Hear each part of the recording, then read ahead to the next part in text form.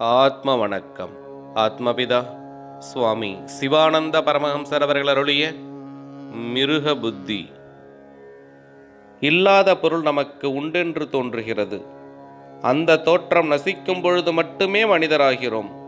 அது எவ்விதமென்றால், நடுப்பகல் சமயத்தில் மிகவும் கொடூரமான சூரிய கிரகணம் இருக்கும் பொழுது, ஒரு பாலைவனத்தின் வழியாக நாம் சஞ்சரிக்கும் சமயத்தில் அந்த இடத்தின் 4 பக்கத்திலும் பார்த்தால் நமக்கு என்னவாக தோன்றுகிறது?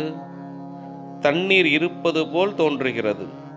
எனில் அந்த தண்ணீர் இருப்பது போல் தோன்றிய இடத்தில் போய் பார்த்தாலோ தண்ணீர் காண்பதில்லை. அப்பொழுது அந்த தோற்றம் சரியாயிருந்ததோ? சரியாயிருந்ததில்லை. தண்ணீர் இருப்பதாக தோன்றுவதற்கு காரணம் என்னவென்றால், அந்த பாலைவனம் யாதொரு மரத்தின் நிழலும் இல்லாமல் பறந்து காலியாய் கிடக்கின்ற இடமும், அந்த இடத்தில் மிகவும் கொடூரமான சூரிய கிரகணங்கள் தாக்கிய போது உண்டாகின்ற ஒளியால் ஜொலித்து கொண்டிருக்கின்ற அந்த ஒளியான ஜுவாலையை தண்ணீராகும் என்றும் நாம் தவறி எண்ணியதும் ஆகும். எனில் அது உண்மையில் தண்ணீர் அல்லவென்று நாம் போய் பார்த்தபோது நமக்கு தெரியவும் செய்ததல்லவா?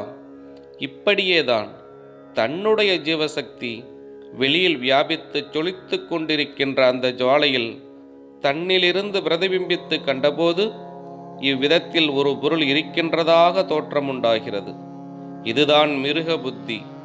இப்படியுள்ள தோற்றம் உள்ளவர்கள் மிருகங்களாகும்.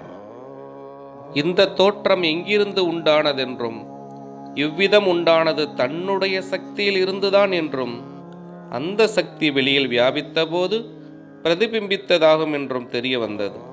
அதனால் அந்த சக்தி வெளியில் வியாபிக்காமல் அதனுடைய உற்பத்தி ஸ்தானமாகிய தன்னில் சேர்த்து தன்னில் தானே லயித்து தோற்றம் நசிக்கும் போது மட்டுமே மனிதராக கூடும்.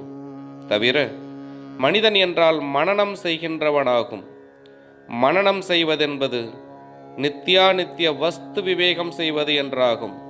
அதாவது நித்தியம் இன்னது, அனித்தியம் இன்னது என்றறிவது.